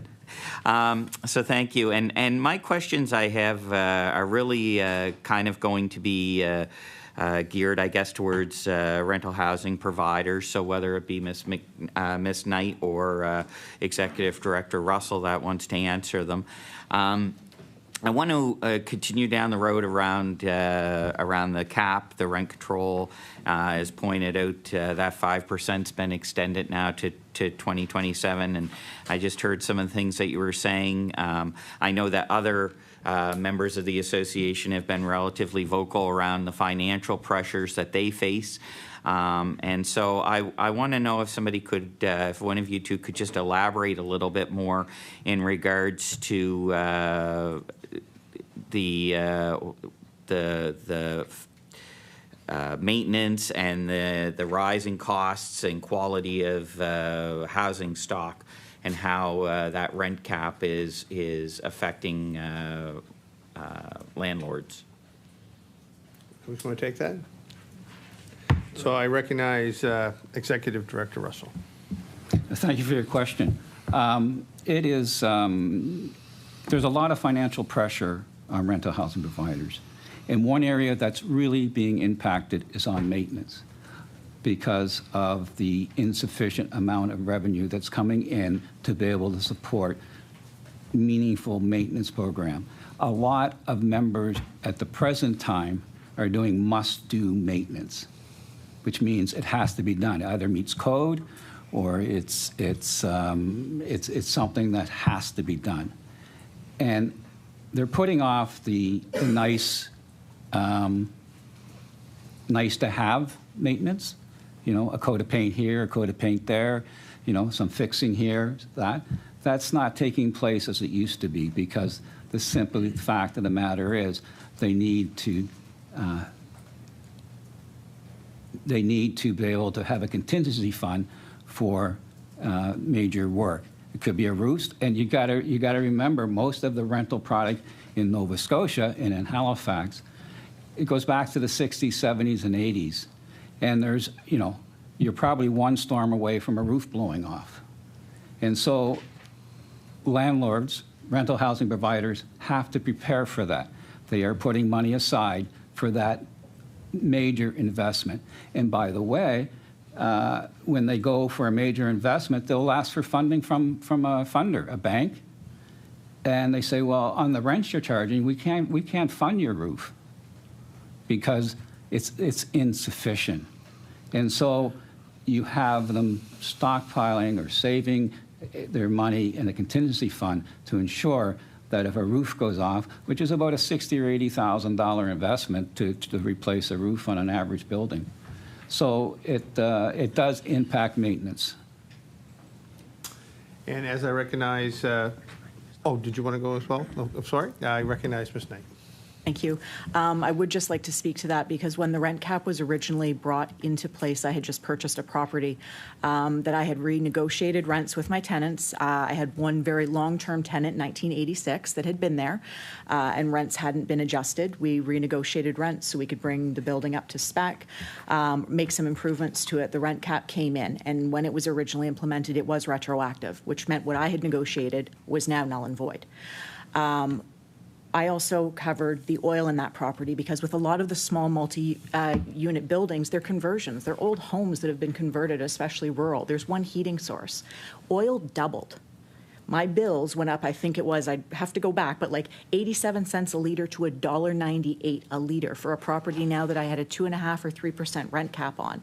I ended up selling that property. So when we talk about fixed term leases and rent caps and what are the unintended consequences, that was one of them. And I got phone calls from 2 of the 3 tenants because they were getting moved out. The new owner was moving in. It needed major renovations. Everything was legitimate on having them move out, but we had displaced 2 people, one of which who was there from 1986, in an ideal location that struggled to find housing. So that would be my only caution when we do talk about any of these things. The data is very, very important, and looking at the unintended consequences of any major change that's made across the province. Thank you. Perfect. And as I recognize MLA Johns, so we're down to 1 minute. 1 minute. So just quickly, if either Ms. Knight or Mr. Russell could let me know this. I know that there's a broad range of rental units across Nova Scotia. Can you break down or give me some kind of a rough percentage of, how many of those are big businesses like Killam? How many of those would be individual landlords, mid-size operators? Can you just throw me some stats on that right quick? Thank you, Mr. Chair. I recognize Mr. Russell. Thank you for your question. The majority, I think it was mentioned earlier, about 90% of the rental housing providers in Nova Scotia are small family managed businesses. The rest, there's about 1,000 what we consider business managed operations, which means they're much larger. Now, the numbers are when you look at the numbers. Sorry, that's our time for Perfect, our first round thank you. of questioning. We're going to now move on to our second round of questioning, which we have allotted 15 minutes left for, and that's going to be 3.5 minutes for both the Liberal NDP and 7.5 minutes for the PC Caucus. And we will start with our NDP for 3.5 minutes and MLA Hamid. Thank you. So almost 2 years ago now, this government announced that they would not be moving forward with a compliance and enforcement unit. And at the time, Mr. Culligan, you provided several examples of abuse that our current Residential Tenancy Act was failing to adequately address. And I'm going to mention a few that are happening in my writing right now. There's a building where the landlord has removed free parking and at the same time increased rents, which, according to residential tenancy is a double increase. There was a few people that reached out saying that when they wanted to move to month-to-month leases, the landlord gave them a higher increase rather than renewing the current yearly lease, as well as 6 newcomer families that reached out to the office at the same time because they were all on fixed-term leases that were not getting renewed. These are people that have been in the country for a year and suddenly were homeless and were not eligible to get services from the newcomer settlement organizations because they've passed that 1 year. And so these are all issues that are not being addressed by the Residential Tenancy Board as we have it now, or people are afraid of their fixed-term leases not getting renewed if they go to residential tenancy, as well as we've heard reports of a bad tenants list floating out there somewhere. So what do we need to do to make sure that renters feel safe and stable and that they can actually build roots in the places that they're living? And I recognize Mr. Culligan. Thank you, Ms. Hamid, for the question.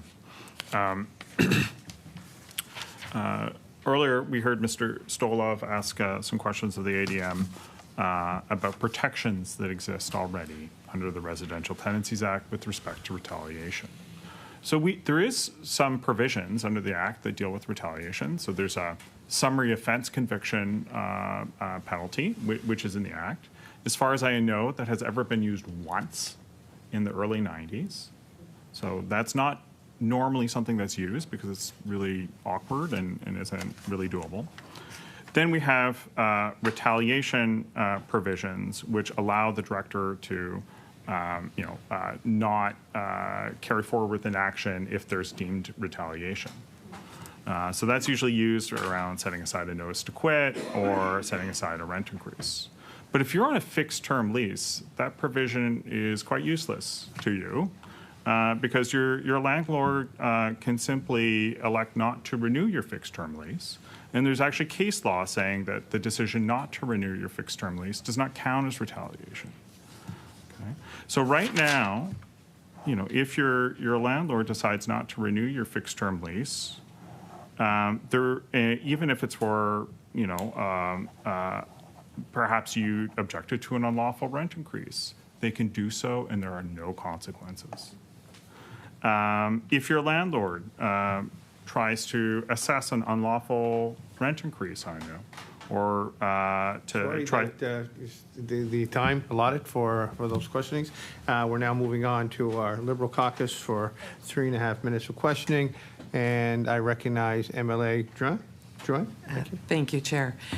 Given the limited time, I did have questions for each of the witness groups. So what I'll do is I'll frame this, ask my questions, and I would request if folks can take it away and submit responses to the committee, it would be greatly appreciated. So we've heard government focuses predominantly on building our housing supply, and we do know that's a component of the answer here. But building new affordable housing is more expensive than preserving existing affordable housing. It's easier and a better use of public funds to create the conditions that preserve our existing stock. Ms. Clark spoke about the significant costs of the current practices around that, and we just heard Ms. Knight speak about the very specific issue that can drive folks who may have landlords who have affordable housing to have to give that up. And so we've heard that a majority of our landlords are small operators, and certainly in rural areas, and I believe in urban areas as well, there are smaller landlords who've maintained long-term leases that are affordable because they value that, they have relationships with their tenants, and they may be more interested in building equity than turning a profit. They often only have a few units. And the reality is, over the past number of years, their costs have increased dramatically.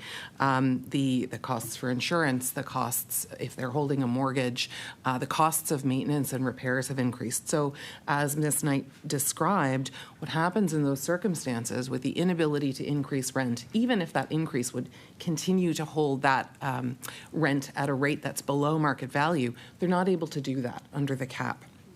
And this is something that I hear about or have heard about regularly, and it is causing a turnover of affordable housing stock into unaffordable housing stock, because when those landlords find themselves in a position that they can't afford to keep the property, they have to sell, what happens is the new landlord will increase the rents. And so my questions are as follows. For those rental advocates, I'm wondering, is this something that you are continuing to hear about? Is this still an issue that's driving insecurity or evictions, or have we already lost that opportunity? Have we seen so many turnover that this isn't even an option anymore?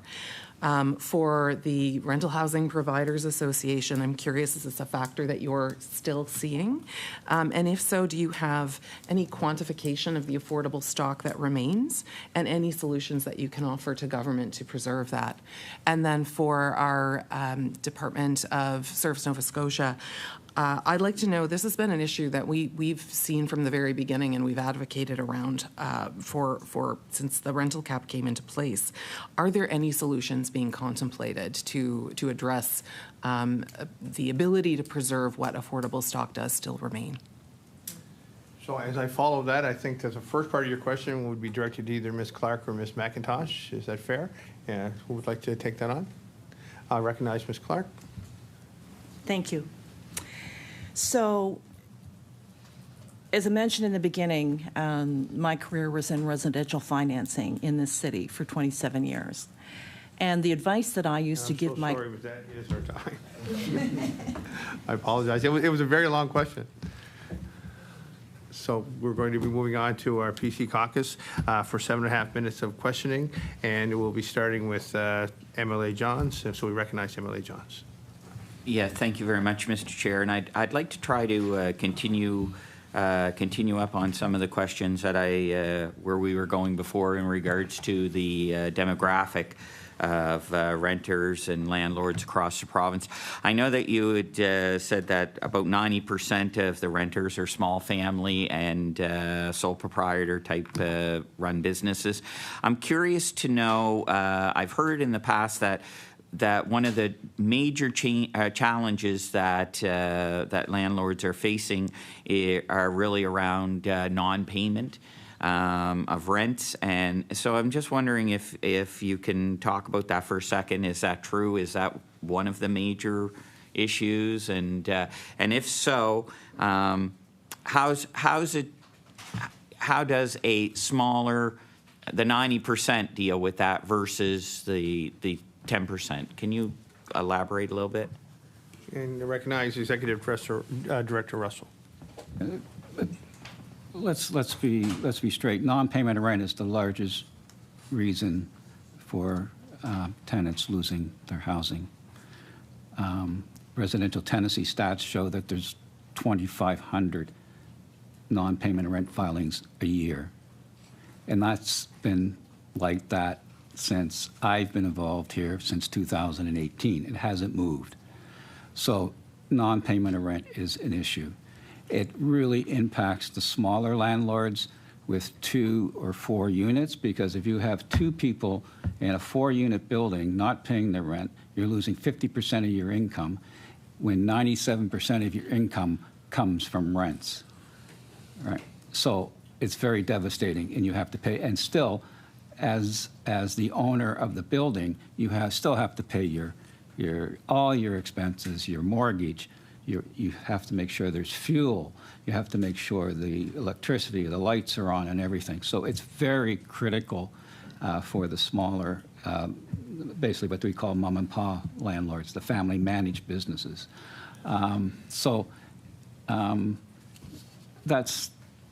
I think I'll leave it there. I think it is a serious issue. It must be addressed. I think, and the ones that are most impacted are are living in the most affordable housing we have. They are living in the existing stock. They're living in duplexes, single-family homes. They're really family-orientated rentals, and again, to Mr. Rum's point, these landlords are leaving the industry. The business case doesn't make sense, economic sense, to stay in business because of the rising expenses and insufficient funds to be able to cover those expenses. So we're losing our most affordable stock, period. Thank you. I recognize MLA Johns. Yeah. So I'm just on that point. So what are there suggestions that what do you suggest to try to address that? Has the organization had discussions about this as a whole, and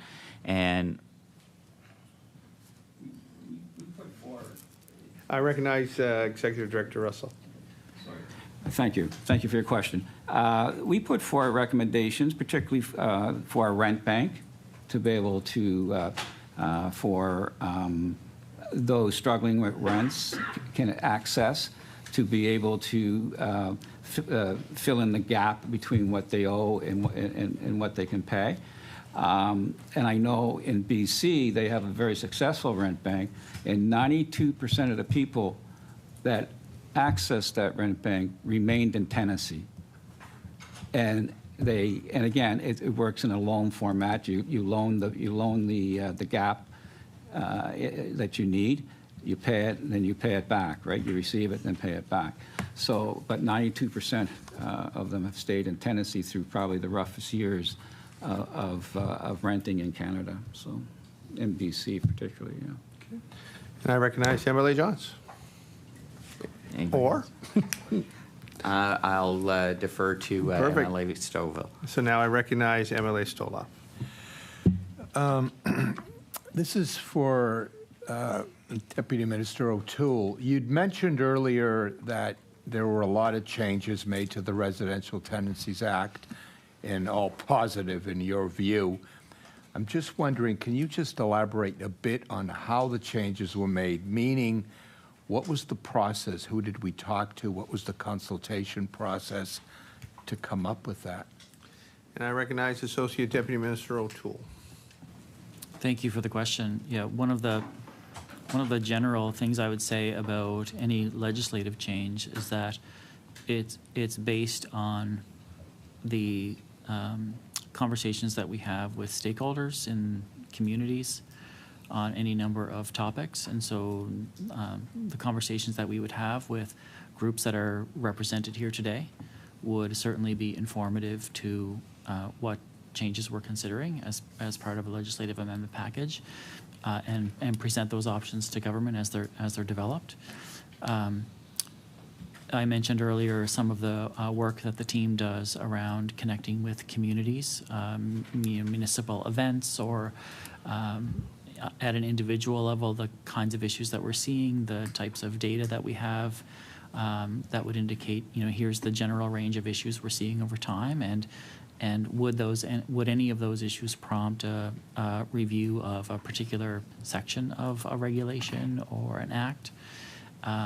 The security deposit claim forms would be an example of that.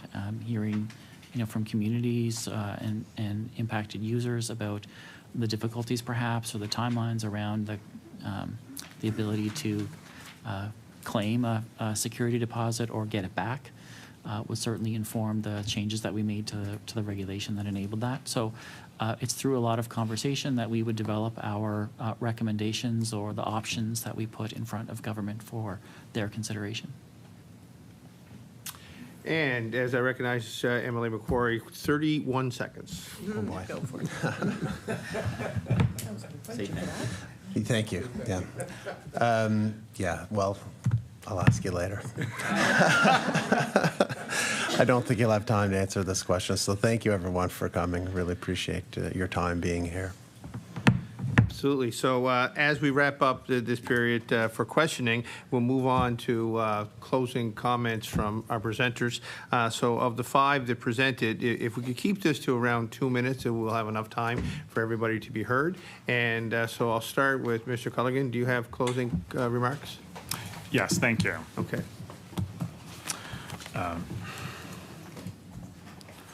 I'm going to begin by paraphrasing again Julian Matt, the adjudicator in the case Harris v. Wade, who spoke about the need for security of tenure. Quote, "A tenant's tenure serves an important purpose. As an essential human need, housing provides stability and safety.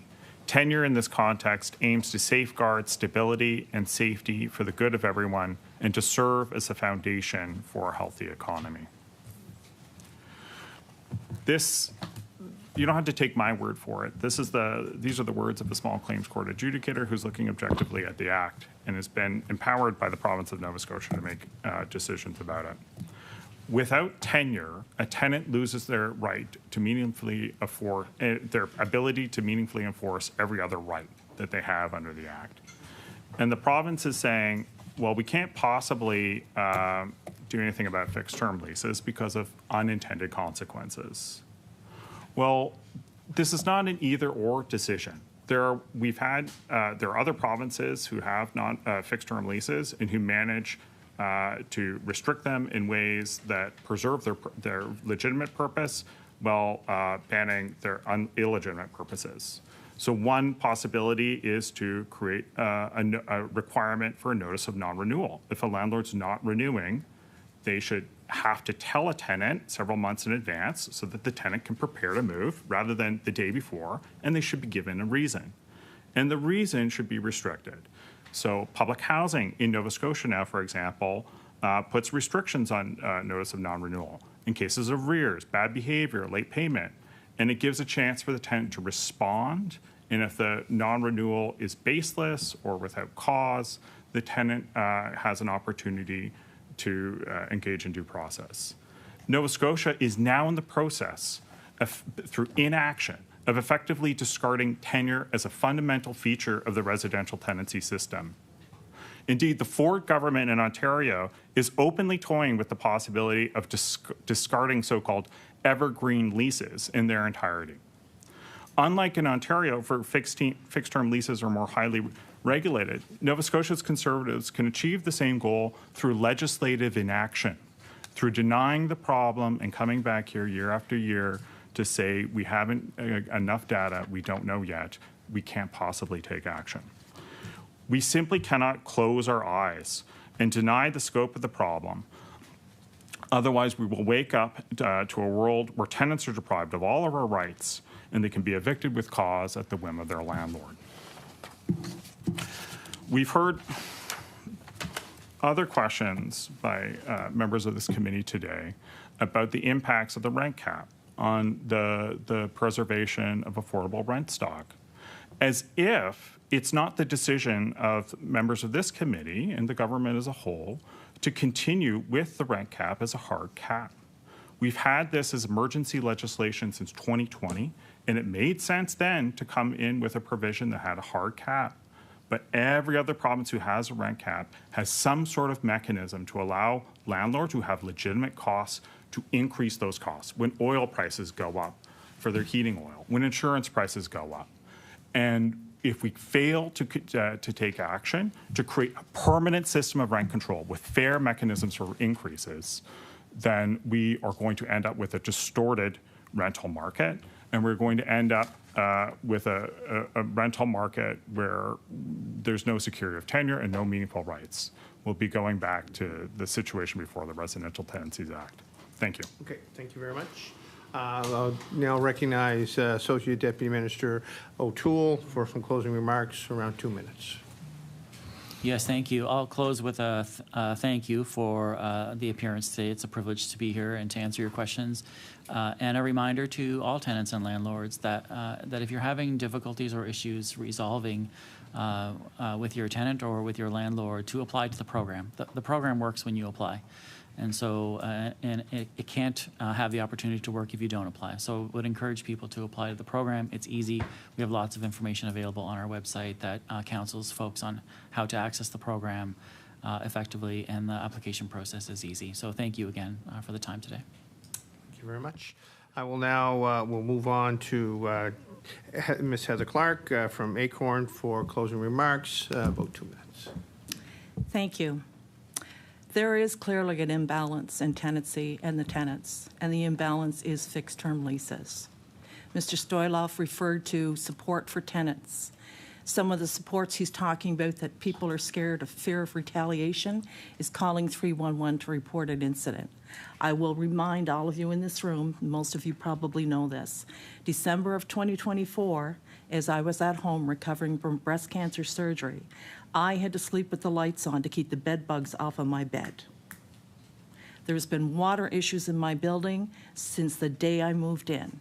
On December 12th, just passed, they posted, after me calling 311, they posted a memo in the elevator saying, we understand there's water issues. Please bear with us. When I got up in the morning, I didn't know if I could shower, if I had water at all, if I had hot water, if I had cold water. I have gone days without water. When I requested that they supply the tenants with bottled water, they refused, and they said it's not a part of the city bylaw. Now, you can say it's not your problem because it's a city problem, but in a responsible government, you need to protect your most vulnerable population. I do have some demands, and some of these are my own personal demands, but most of them are ACORN demands. Ban fixed-term leases for long-term rentals, or have a moratorium on them until we have a housing stock of 4% affordable homes, not market rent. Tie rent to the unit so the next tenant pays the same rent as the last. Increase housing supplements, including all people with rents over 30% of their income. Prioritize seniors, marginalized and disabled people. These are the people that need help. Providing a website doesn't cut it. I'm overdue for cataract surgery. I have glaucoma. I had to go to the public library to type this up and print it off. In the process, the computer stopped working, shut down, and just deleted my whole document. I went to my MLA's office to get my taxes done. I went to a public library to print off my T4 slips. They gave me the email, I verified the email, I emailed the T4 slips, and they went to a public library in Texas. So that is not always a reliable source. And people that we're talking about, people with disabilities. My daughter was diagnosed, one of my daughters was diagnosed with autism at the age of 36. She couldn't get any help in Canada, but this time she was living in the United States. She had been masking for so long, she started taking panic attacks. She went into PTSD. That was August 7th of 2018. To this day, I don't know where she is, and there is no help. That's disgraceful. These are the type of people that you are evicting from homes. We're not talking about these people that are on disabilities and these people that are living on the streets. Have you ever talked to them? Have you ever spent time with them? They are good people, and they are smart people. But because they were not diagnosed with ADHD or something else has come up that their families can't deal with, they end up living in woods, and they're there for years before they can get a place to live. And the demolition and all current affordable housing and fine landlords who are not maintaining them. That is a big issue. One of the things I learned from the rental providers of Nova Scotia is the fact that standard maintenance per unit is 1 month's rent. When I did residential financing, we included all expenses and a 10% vacancy rate before they qualified. In my building alone, there's 129 units. I live on the newest street in the city, Bedford South. 129 units. I estimate my landlord takes an income, generates an income of $3 million a year. That notice that was put on my elevator door sat there until Easter, the middle of April. About another 30 seconds. Disallow existing buildings adding water pumps to charge the tenant costs, license all landlords and leasing agents, and require them to sign a code of conduct annually. Make rent control permanent at a more reasonable rate. Include rental rights groups and EDAs to attend tenancy meetings before the laws are changed, not after. Include parking in all leases. Define guidelines as to what the landlord requests from tenants that is not what is required to buy a house. Bill 212 does not build affordable housing or guarantee affordability or help preserve existing affordable homes. It also does not restore issues with the way the housing supplements are calculated. This government needs to do better. Thank you very much. We're going to move on. I appreciate that. So we'll now hear from Nora MacIntosh from Nova Scotia Legal Aid. About 2 minutes. Thank you. I'll be brief. I've heard a statistic being mentioned quite a few times today, and that is, I believe that 90% of landlords in Nova Scotia are small-time landlords. I've been hearing this statistic somewhat regularly lately and was unsure of what the source of that stat was, and so I went looking for it myself. What I was able to find was that federal census data does show that about 90 or 91% of property owners in Nova Scotia are individuals. And if that is the statistic that is being referred to, it is somewhat misleading to say that that is reflective of landlords when we know that many folks in Nova Scotia live in the homes that they own. This also doesn't reflect the number of units that are owned by large corporations versus small-time landlords, which does need to be taken into account when we're talking about who we're protecting in terms of landlords with this legislation. I also heard today that some landlords are only doing must-do maintenance. And to me, what I hear is that a failure by landlords to accept the fact that investments are risks, and investments don't always result in steady profits. And tenants should not be the ones who bear the brunt of these risks of investment. I'll also just mention briefly as well, as we heard about the province's, I suppose, unwillingness to impose minimum standards across the province. This is something that is crucial for tenants, as relying on municipalities to put forward and enforce minimum standards for residential housing is inadequate. Most municipalities don't have minimum standards for housing, and this is something that the province could easily legislate on and include in the regulations if it is something that is subject to change.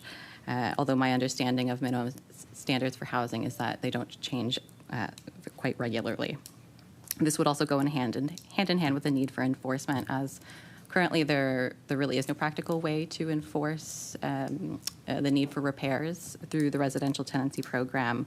However, if there was some form of enforcement mechanism for repairs, then of course the legislated standards of housing would actually be effective in that case. I'll finish by saying that, I believe I said this last year as well, we cannot leave fixed-term leases to the free market. It is not appropriate to take a laissez-faire approach when government regulation is what is needed to address the gaps in the legislation. Thank you. And thank you. So we'll recognize Amanda Knight, rental housing provider of Nova Scotia. Oh, well, okay, she'll defer to Kevin Russell, Executive Director.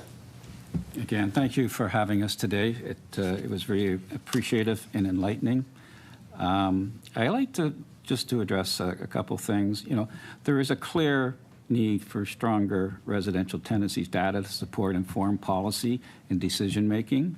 And fixed-term leases are an example of a policy area where limited data can result in conflicting narratives. Public discussion often relies on anecdotal experiences, media reports, isolated examples, rather than province-wide evidence. And to bring this home in a sense is that the rent eviction discussion illustrates why comprehensive data matters.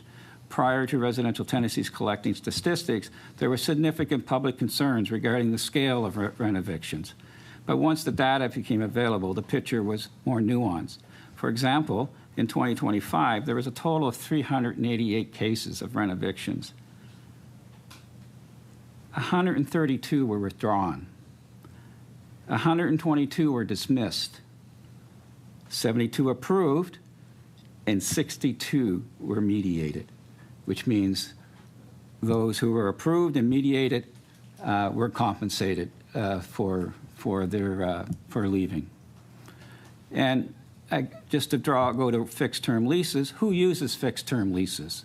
Fixed-term leases are used by a range of housing providers, including private sector landlords, public housing providers, community housing organizations, and not-for-profit operators. But yet, public discussion is often focused primarily on private sector rental housing providers, despite the broader use of fixed-term lease arrangements across the housing system. And that's unfair, quite frankly.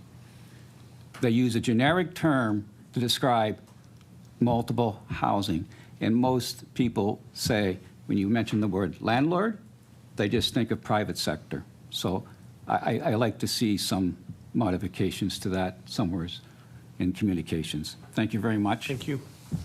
So at that time, I'd like to thank all of our presenters and thank you for taking these questions. And you guys can, meeting is over and we'll let you guys step aside.